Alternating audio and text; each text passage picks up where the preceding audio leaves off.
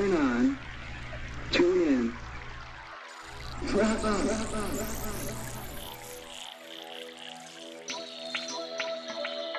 I stumbled on the Philosopher's Stone.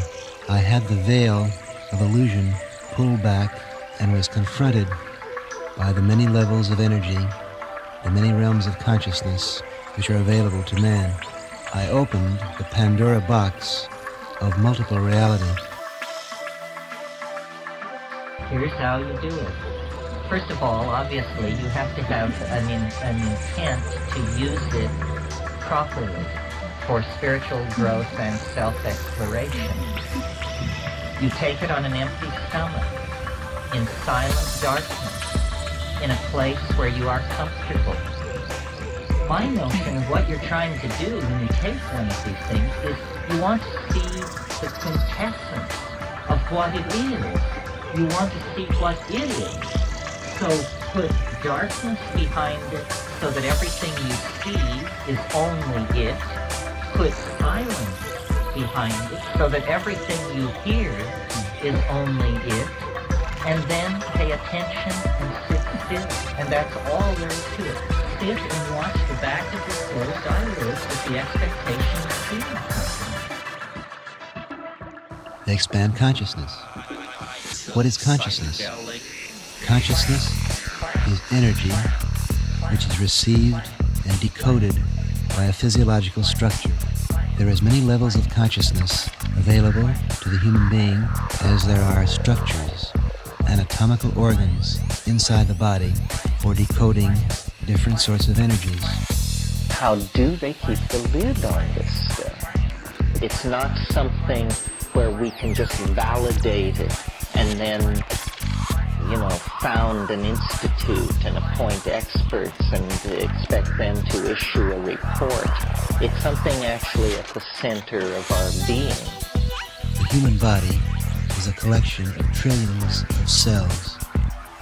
Each cell in your body is a network of communication and intelligent energy, much more complicated than the city of New York. You are an explorer, and you represent our species, and the greatest good you can do is to bring back a new idea, because our world is endangered by the absence of good ideas. Our world is in crisis because of the absence of consciousness. And so, to whatever degree any one of us can bring back a small piece of the picture and contribute it to the building of a new paradigm, then we participate in the redemption of the human spirit. And that, after all, is what it's really all about.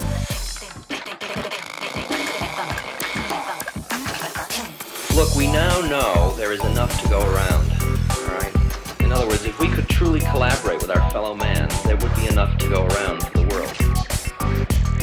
But none of us can break through our own models of the way the game goes enough to do the things necessary to bring about that realization. And it's only when there is enough that we can become back to we, both of us as subjects, and experience the unity when we are truly collaborative about our resources. The man has come out of the jungle where there wasn't enough, and where he fought for it, and he's built a whole ethic around not having enough. And now to be able to really shift that ethic is a very, the whole motivational pattern connected with it is a very difficult thing to do.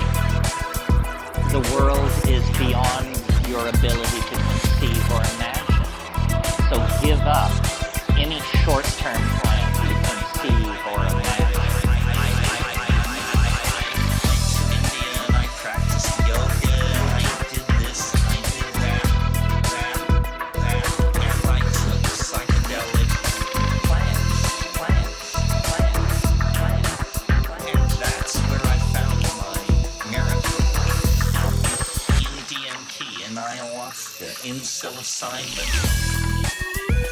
It has to do with your own intelligence. Truly stupid people aren't interested in psychedelics because they can't figure out what the point of it is. It feeds off intelligence.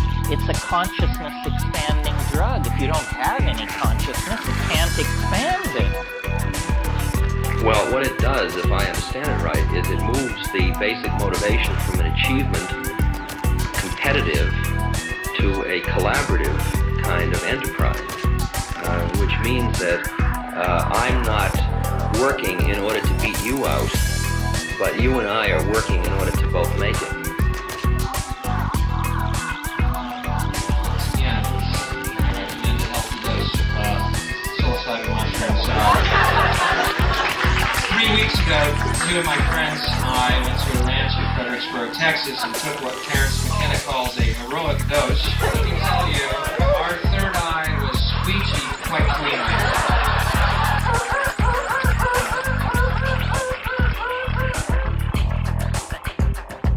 And I've met people who say, oh, well, all this stuff and big bugs talk to you and say strange stuff.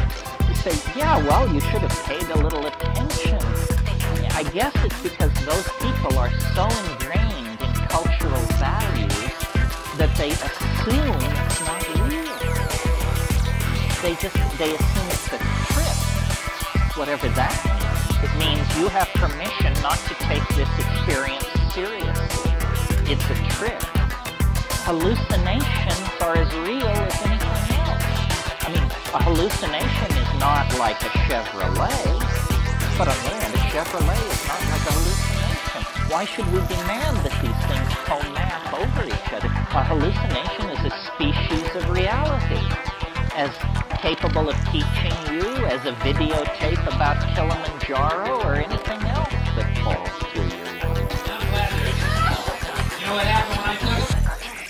I lay in the field of green grass for 4 hours, going, my God, I love everything.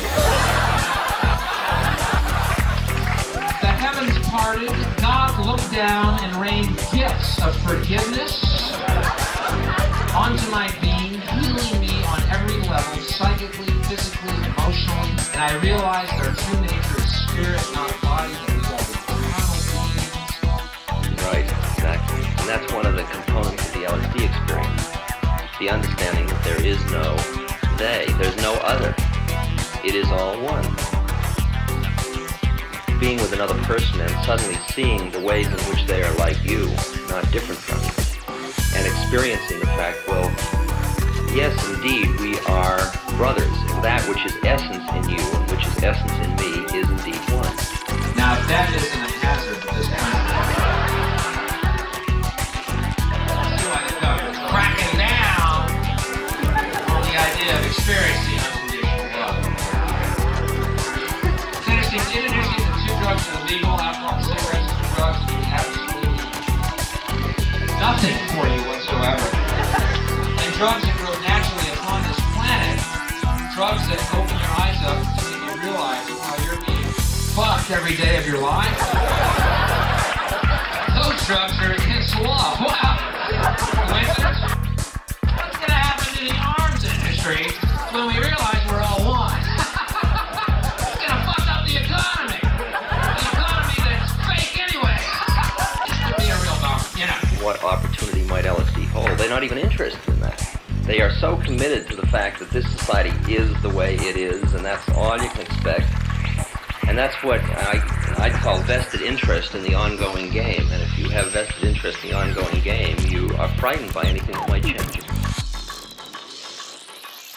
The less intelligent you are, the less challenging the psychedelic experience becomes, because the less capable of entertaining the implications you are.